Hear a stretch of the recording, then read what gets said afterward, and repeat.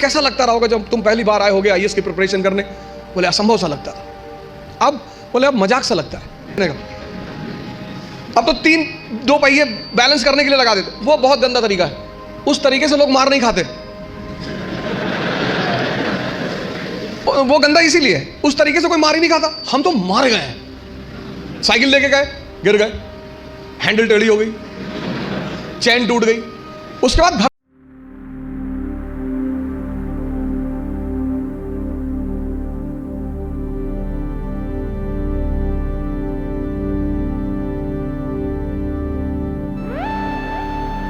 बोले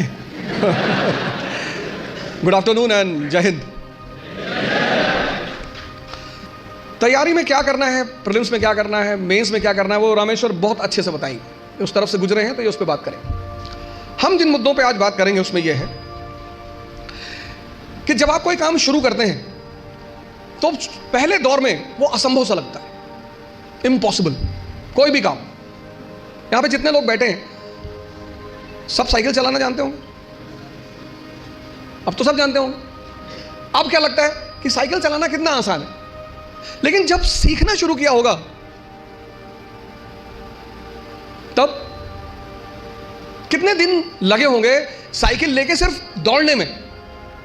अब तो जो साइकिल सीखते हैं वो तो बड़ा बेहुदा तरीका साइकिल सीखने का। अब तो दो पहिए बैलेंस करने के लिए लगा देते, वो बहुत गंदा तरीका है। उस तरीके से लोग मार नहीं खाते, वो गंदा इसीलिए है, उस तरीके से कोई मार ही नहीं खाता। हम तो मार गए हैं। साइकिल लेके गए, गिर गए, हैंडल टेढ़ी हो गई, चैन टूट गई, उसके बाद घर पे कायदे की धुलाई भी हुई, तो दोनों पैरेलली चलता था। और 1980s में साइकिल होना ही बड़ी बात थी। आज तो बड़ी हिकारत भरी नजर से साइकिल को देखा जाता है, लेकिन 1980 में साइकिल होना बहुत बड़ी बात। और साइकिल कोई देना नहीं चाहता था। उसका एक ही तरीका होता था कि आप लेकर भागो, बस आप वेट करो। जैसे कहते हैं ना गुरिल्ला वॉर, कि पिताजी आए, साइकिल खड़ी की और गलती से अगर उन्होंने चाबी नहीं निकाली तो आपका काम हो गया। तो 10 दिन 15 दिन तो इसमें लगता था बैलेंस करने में। कितना असंभव लगता था साइकिल सीखना, और आज मजाक लगता है। अभी मेरी रामेश्वर से बात हो रही थी, मैंने कहा एक दिन में दुनिया बदल गई? बोले हाँ। लोग बदल गए? हाँ। मैंने कैसा लगता रहा होगा जब तुम पहली बार आए होगे आईएएस की प्रिपरेशन करने? बोले असंभव सा लगता था। अब बोले अब मजाक सा लगता है। आज ये जहां बैठे वहां आईएएस मजाक है, और आप जहां बैठे हो वहां आईएएस असंभव है।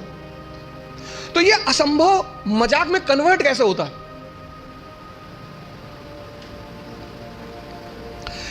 एक लड़के ने, उसकी गर्लफ्रेंड की शादी हो रही थी। अरे हो जाती है यार शादी इसमें इतना। तो उस लड़के ने अपनी गर्लफ्रेंड से कहा कि कुछ निशानी दे दो जिसको मैं जिंदगी भर अपने पास रखूं। तो उस लड़की ने अपनी एक जूती निकाली, दे दिया। लड़का उस जूती को लेके गया सुनार के पास, जो सोने वगैरह का काम करते सुनार, उनके पास गया। उसने कहा कि इस जूती को चांदी के फ्रेम में बना दो। सुनार ने कहा अच्छा, कल शाम को आके ले जाइएगा।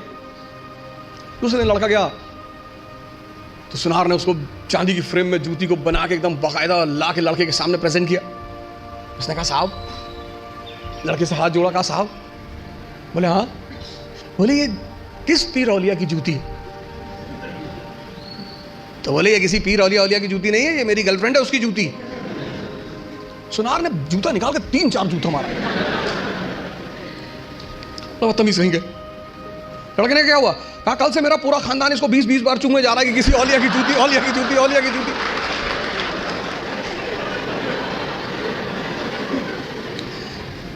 सर ये हंसने की बात नहीं है, ये समझने की बात है। बिना समझे किसी फील्ड में नहीं कूदना है। यहीं से तो शुरुआत है सेमिनार की, कि तुम जहां बैठे हो वहां आईएएस असंभव है, और रामेश्वर जहां बैठा है वहां आईएएस मजाक है। तो ये असंभव मजाक में कैसे बदले, कैसे तुम यहां आकर बैठो? उसका पहला सूत्र यही है कि जिस फील्ड में भी कूदना चाहते हो पहले उसको समझो, वो क्या है, उसमें क्या करना पड़ता है, उसके स्टेजेस क्या क्या हैं, कितना समय लगता है, दुनिया में असंभव ही मजाक बनते हैं। और ऐसे सामान्य, हम इकरा की एक बहुत अच्छी अदा रही है, हम हमेशा उस एस्पिरेंट को कॉल करते हैं जिसने वो असंभव को मजाक बनाया हो। सैफिन भी आया था, उसने भी असंभव को मजाक ही बनाया था। सामान्य, अति सामान्य परिवार, अति सामान्य, सामान्य भी नहीं, अति सामान्य। सामान्य में तो कम से कम आपको खाना मिल जाता है, माँ बाप कुछ पैसे भेज देते हैं। अति सामान्य, खाने का पता नहीं मिलेगा कि नहीं, पिताजी महीने में कितना पैसा भेजेंगे। अति सामान्य, अति सामान्य व्यक्ति के लिए लड़ना बहुत बड़ी बात होती है। लड़ना तो सबको है, लेकिन जो अति सामान्य है, पहला सूत्र यह है कि जिस भी फील्ड में कूदना है, बात समझ में आ रही ना, जिस भी फील्ड में कूदना है, जहां भी जाना है, जिसकी भी प्रिपरेशन करनी, साइकिल है प्रिपरेशन। आज तुम्हें साइकिल चलाना मजाक लगता है। आज जब तुमसे कोई कहता है कि भैया साइकिल चलाना सीखना है, तुम कहता अरे यार साइकिल में क्या है, अब तुम्हारे लिए क्या है ना, लेकिन वो जो पहले दिन लेकर चलेगा। तो पहला सूत्र जो मैं देखता हूं, मैंने बहुत सारे लड़कों को देखा पिछले 20 साल के टीचिंग कैरियर में, जो हारने की सबसे बड़ी वजह है लोगों की, वो ये है कि वो इस परीक्षा के पैटर्न को समझे बिना सिर्फ पढ़ाई करते हैं।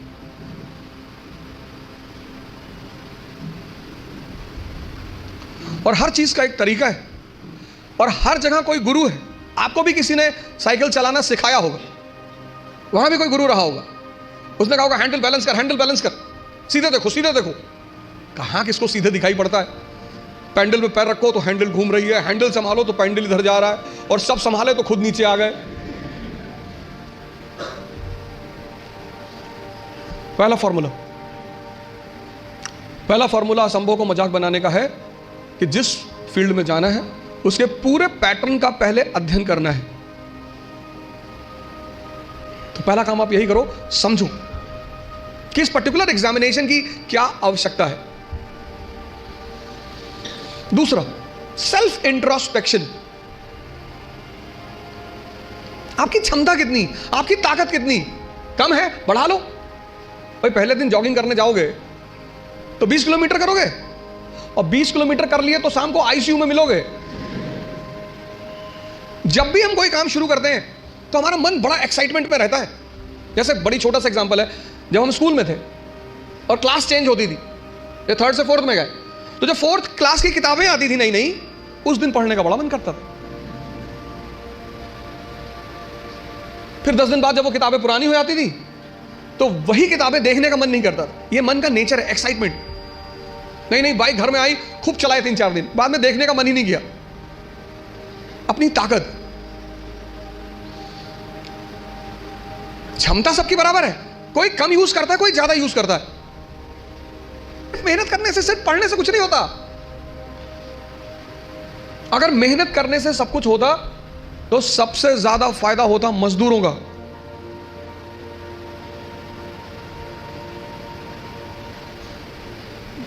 और राजा भी मेहनत करता है, मजदूर भी मेहनत करता है, मेहनत दोनों करते हैं। राजा की मेहनत छिप जाती है। क्यों छिप जाती है? क्योंकि वो फॉर्च्यूनर में चल रहा होता है, तो लोग उसकी मेहनत नहीं देख पाते, उसकी फॉर्च्यूनर देखते हैं, उसका कपड़ा देखते हैं, उसका घर देखते हैं, इसलिए राजा की मेहनत दिखाई नहीं पड़ती। लेकिन मजदूर की मेहनत दिखाई पड़ती है। मेहनत दोनों करते हैं। फर्क क्या होता है? एक बिना सूत्र के करता है, बिना फॉर्मूले के करता है, कुछ भी करता है। आज ये किताब खरीद लाया, कल वो किताब ले आएगा, फिर एनसीईआरटी ले आएगा, पढ़ा जा रहा है, पढ़ा जा रहा है। सदाशिव पेट में खड़ा है यवले चाय की दुकान पे, किसी ने कह दिया पॉलिटी की नई किताब आई है, तुरंत देखेगा, अच्छा कौन सी भाई साहब? पता लड़कों ने बता दी कि ये किताब, गए बाजार से किताब लिया। मजदूर का अप्रोच नहीं है। मेहनत तो करना ही है, वो उस पर तो बात ही नहीं करनी। मेहनत तो करना ही नहीं, मेहनत पे तो सॉरी बात ही नहीं करनी। बात करनी है मेहनत के अप्रोच पे। क्षमता सबके पास है। ये दो पेट हैं, मैं बार बार कहता हूं, एक पेट ये, एक ये। तो अगर ये 4 रोटी हजम करता है और पहले दिन तुमने इसे किसी दिन 15 रोटी दे दी, वॉमिटिंग शुरू। जितने लोग तैयारी शुरू करते हैं, मैंने देखा शुरुआत में इतना पढ़ना शुरू करते हैं पहले दिन से 10 घंटा 15 घंटा आराम से। आपको पता नहीं, आपको लगता नहीं कि ये पेट है ना, हजम करना होता है, सिर्फ अंडरलाइन करना नहीं होता। मैंने 98% स्टूडेंटों को देखा है, वो किताब को अंडरलाइन करने को पढ़ाई मानते हैं। इस हॉल में कितने लोग हैं जो न्यूज़पेपर नहीं पढ़ते हैं? नहीं पढ़ते, नहीं पढ़ते। सारे लोग न्यूज़पेपर पढ़ते होंगे, 2-4 होंगे जो अभी नहीं पढ़ते होंगे, बाकी सारे लोग पढ़ते हैं ना, है ना।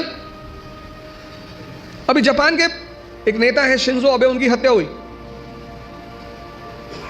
उनकी पॉलिटिकल पार्टी का क्या नाम है? हाँ?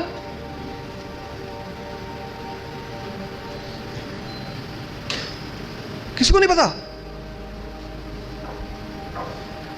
अरे भैया, हफ्ते भर पहले की घटना है, पता ही नहीं, और अंडरलाइन किए होगे।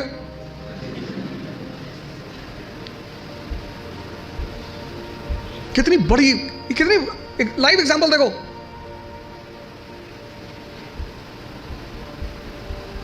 अपना स्व मूल्यांकन करना बहुत बड़ी बात होती है, सेल्फ इंट्रोस्पेक्शन। कभी कभी एहसास होता है हमें कि हम बहुत काम कर रहे हैं, कुछ होता नहीं उस वक्त। बात समझ में आ रही ना? इस क्षमता, यहां की जो डाइजेशन क्षमता है, ये दिखाई नहीं पड़ती ना, ये दिखाई पड़ता है।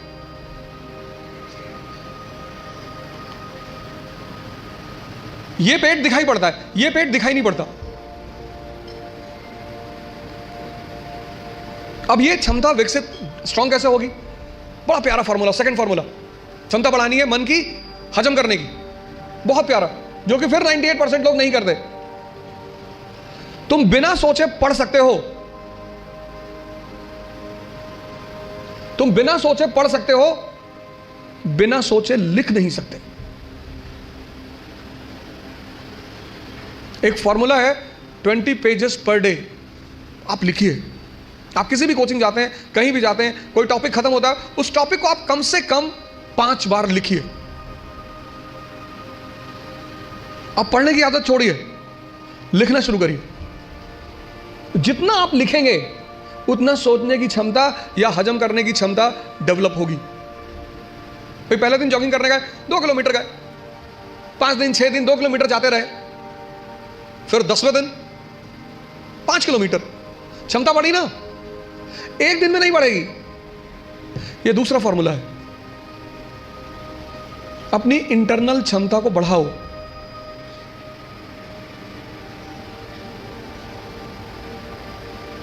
नहीं बात क्लियर हुई? हाँ? कितने लोगों को इस बात का वो रहता है, मुझसे बहुत सारे लोग मिलते हैं, सर हमें कुछ याद नहीं रहता। आपने हजम ही नहीं किया। मूवी आपको पूरी याद रहती है ना, नॉवेल पढ़ा आपने पूरी याद रहता है, पूरा नॉवेल, एक एक लाइन, एक एक कैरेक्टर याद है। ये क्यों नहीं याद है? क्योंकि आपने हजम करने की कोशिश नहीं की। ये दूसरा फॉर्मूला। अपनी इंटरनल कैपेसिटी को पहचानो, पहचानो। यही तो है सेल्फ इंट्रोस्पेक्शन। और अगर वो कम है, बढ़ा लो। 3 महीने, 90 दिन का कोर्स है ये। 3 महीने, 3 महीने अगर 20 पेजेस लिख ले गए तो तुम बिलीव नहीं करोगे कि तुम्हारे सोचने की क्षमता कितनी डेवलप हो जाएगी, हजम करने की क्षमता कितनी डेवलप हो जाएगी। ये दूसरी चीज, अपना मूल्यांकन, अपनी ताकत को समझना कि मेरा पोटेंशियल लेवल क्या है। क्लास खत्म हुई, आप घर गए, आप जो 2.5 घंटा पढ़ा है उसको रीराइट करने की कोशिश करो। संभावना है कि आप सिर्फ 30% लिख पाएंगे, शायद। कुछ लोग तो 10% भी नहीं रिकॉल कर पाते। तो पहला काम क्या करना है? एग्जामिनेशन पैटर्न को समझना है। ये क्या है, कैसे है, पहला चरण क्या है, दूसरा चरण क्या है, तीसरा चरण क्या है। दूसरा क्या करना है? सेल्फ इंट्रोस्पेक्शन करना है। सेल्फ इंट्रोस्पेक्शन करो। दूसरा काम, अपनी क्षमता को पहचानो। अगर कम है, अगर तुम 2 किलोमीटर सिर्फ वॉक कर सकते हो एक दिन में, कोई बात नहीं, उसको 25-30 किलोमीटर तक पहुंचाओ।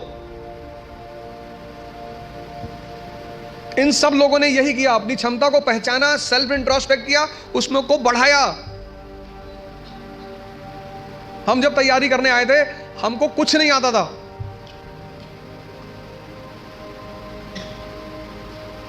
ऐसा नहीं कि तुम्हारे साथ ये सब चीजें हो रही हैं।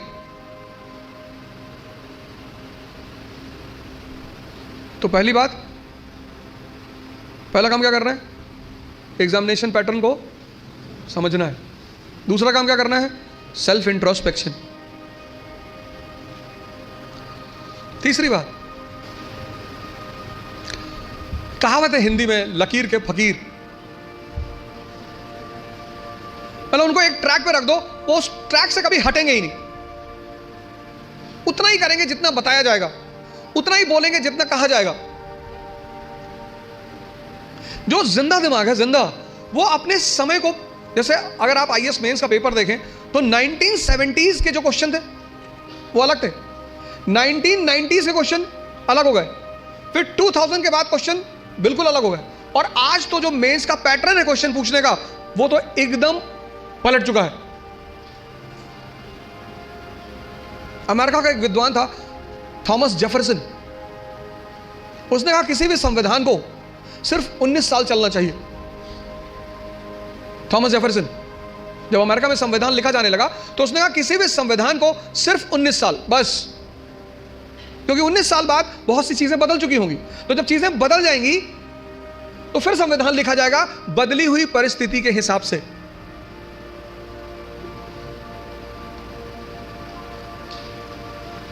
गावस्कर किसी जमाने में क्रिकेट के सुपरस्टार थे।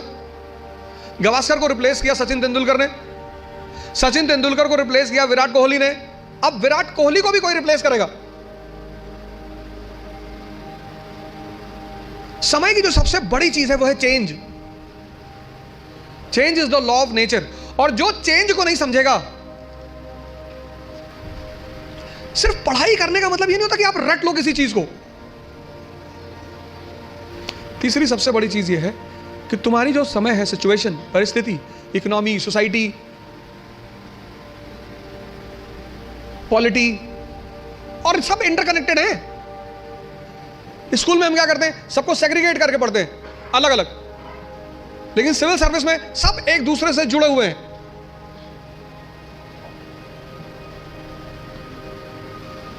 तुम्हारी जो परिस्थिति है, तुम्हारा जो समय है, उसको देखना, उस पर गौर करना बहुत जरूरी है। अगर तुम अपने समय को नहीं, उस परिस्थिति को नहीं पहचानते। 17s का क्वेश्चन पेपर अलग था क्योंकि तब इकोनॉमी और सोसाइटी अलग थी। 80s का क्वेश्चन पेपर अलग था क्योंकि तब इकोनॉमी और सोसाइटी अलग थी। 91 के बाद तो ड्रास्टिक चेंज आया, एलपीजी, तुरंत यू टर्न मारा एग्जामिनेशन पेपर ने, और अब एकदम अलग परिस्थिति दुनिया में चल रही। पूरी दुनिया में, कहीं एक जगह नहीं चल रही है, पूरी दुनिया में।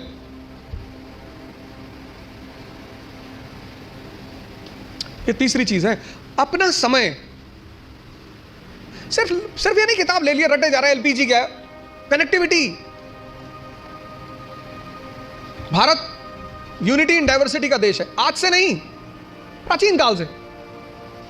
और उस यूनिटी इन डाइवर्सिटी की मुख्य वजह क्या है? भारत की ज्योग्राफी। कल्चर किस पे डिपेंड करता है? ज्योग्राफी पे। कल्चर मतलब ड्रेस, कल्चर मतलब खाना। कश्मीर का हिंदू और तमिलनाडु का हिंदू, दोनों के ड्रेसिंग सेंस अलग अलग होंगे क्योंकि दोनों की ज्योग्राफी अलग अलग है। गुजरात का मुसलमान और नॉर्थ ईस्ट का मुसलमान, दोनों का ड्रेसिंग सेंस अलग अलग होंगे, और खाना भी अलग अलग होगा। तो अशोक को, जैसे आज हिंदू मुस्लिम ईसाई के बीच तनाव है, ऐसे अशोक को बुद्ध, ब्राह्मण और जैनों के बीच तनाव का सामना करना पड़ा। और टेंशन चाहे फैमिली में हो या राष्ट्र में, विनाश करती है। जो तुम आज सिचुएशन देख रहे हो, ये सिचुएशन अशोक के सामने भी थी। तभी तो हम उसे द ग्रेट कहते हैं, जिसको समझ में आ रहा हो। और फिर वो धम्म की नीति का प्रतिपादन, पॉलिसी ऑफ धम्म, और उस पॉलिसी ऑफ धम्म में वो कहता है सार वृद्धि, कि प्रत्येक व्यक्ति को हर धर्म के बेसिक सिद्धांत को समझना चाहिए।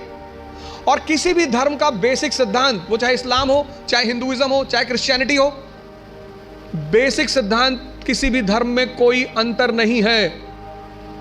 बेसिक सिद्धांत इस्लाम, क्रिश्चियनिटी, इसी पे तो दाराशिकों ने किताब लिखी थी, Majmul Bahrain, the meeting of two oceans, Islam and Hinduism. वो जो अशोक के समय परिस्थिति थी, बुद्धिस्ट, ब्राह्मण और जैनों के बीच तनाव, वही परिस्थिति मेडिवल इंडिया में अकबर के सामने थी। हिंदू, मुसलमान और फिर उनके विभिन्न डिफरेंट सेक्ट्स, संप्रदाय, शिया, सुन्नी, शैवाइट, वैष्णवाइट। तो उसने भी फिर कहा कि नहीं नहीं, इस तनाव को कम करना है तो तौहीद इलाही, तौहीद इलाही। अब जब तुम मेंस में आंसर लिखते हो तो तुम्हें ये कंपैरिजन दिखाना पड़ेगा।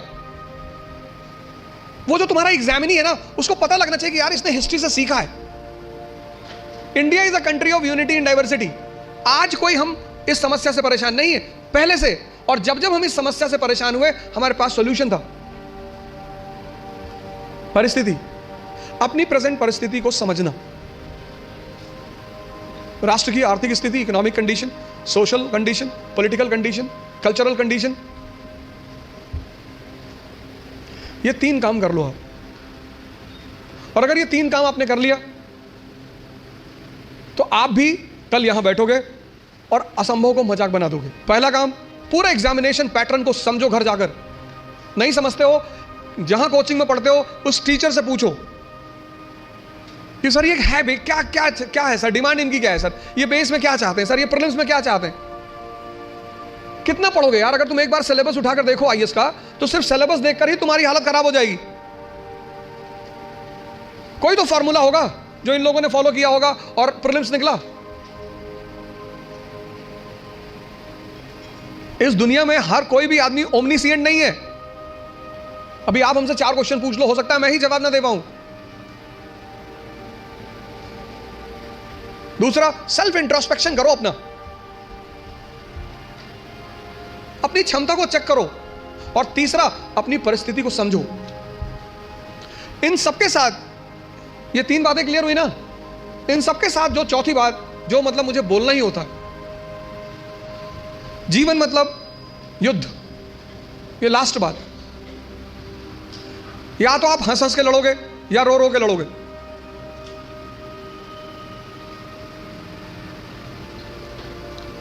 जीवन मतलब युद्ध। 2 लोगों के जीवन में कोई लड़ाई नहीं है।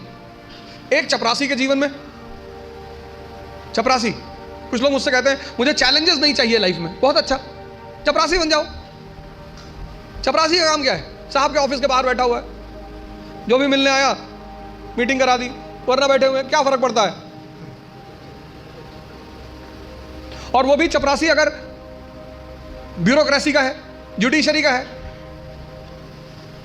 भाई राजा से मिलने के लिए जो सबसे अहम आदमी होता है वो यही लोग होते हैं, यही इंफॉर्मेशन देते हैं। साहब कितने बजे आते हैं, साहब कितने बजे आते हैं, कहां जाते हैं, गोल्फ खेलने कहां जाते हैं।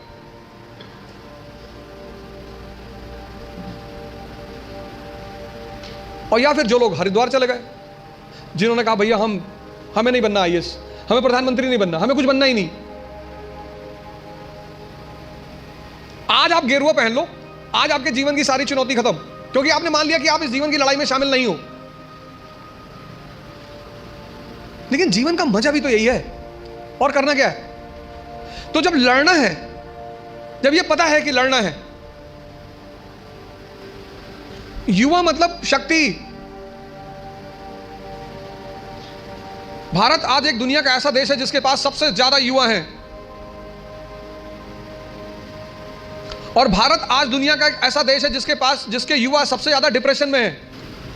और जीवन की लड़ाई में 2 ताकतें बहुत काम आएंगी, एक मन की और एक शरीर की।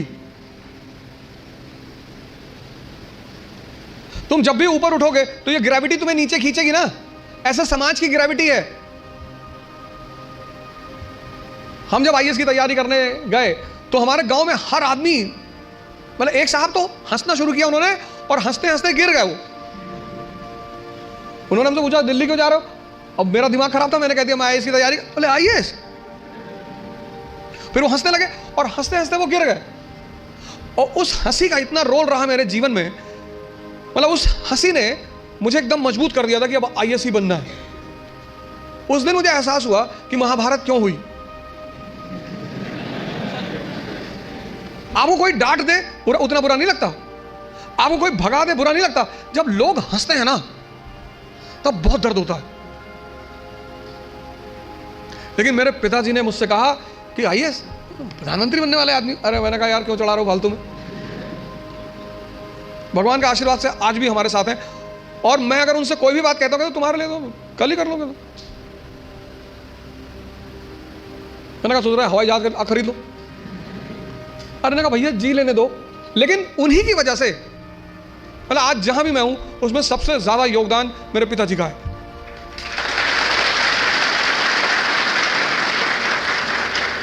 और वो योगदान क्या है सबसे ज्यादा बड़ा, उन्होंने मुझे कभी निराश नहीं किया। हमेशा हर चीज में, अरे तुमसे क्यों नहीं होगा, तुम ही करो। तो मैं सब लोगों से यहां रिक्वेस्ट करूंगा कि आप योग और ध्यान से जरूर जुड़ें। ध्यान किसी धर्म का नहीं है, उस ध्यान पर किसी धर्म विशेष की मोनोपोली नहीं है। ध्यान का सीधा सा मतलब है अपने मन को समझना। आप में से बहुत सारे लोग हैं जो 10 घंटा पढ़ना चाहते हैं, लेकिन ये पढ़ने ही नहीं देता होगा। तुम्हारी जीत किस पर निर्भर करती है? अगर इससे तुम्हारी दोस्ती हो गई और तुम जो करना चाहते हो उसमें ये तुम्हें सपोर्ट करने लगा, या तुम उठे सुबह, तुमने डिसाइड किया कि आज मैं 4 घंटे पढ़ूंगा, और तुम्हारा मन तुम्हारे साथ बैठ गया और 8 घंटे बीत गए, तुम्हें पता ही नहीं चला, वही तो ब्लेसिंग है। और तुमने टारगेट बनाया कि 6 घंटे पढ़ूंगा, और 60 मिनट बाद तुम चाय पी रहे हो, बाहर खड़े हो गए। और चाय पी रहे हो तो बुरा नहीं कर रहे हो, चलो अच्छा कर रहे हो। तुम्हारा जो डिस्कशन है, तुम जब भी लोगों से बात करो तुम ये गौर करो कि किस मुद्दे पे कर रहे हो। सुष्मिता सेन शादी कर रही है,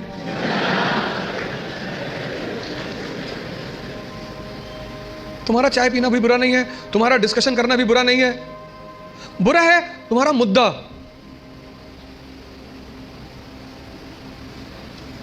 चलो बाहर निकल ही आए, बात कर रहे हो, कोई बात नहीं, तो किसी ऐसे मुद्दे को उठाओ जिससे, और डिबेट का मतलब झगड़ा नहीं, डिबेट का मतलब एक्सचेंज ऑफ इंफॉर्मेशन। पूरी जिंदगी तुम ये कभी नहीं कह पाओगे कि अब मुझे सब कुछ आता है, और जिस दिन तुमने ये कह दिया किसी मेंटल हॉस्पिटल जरूर चले जाना।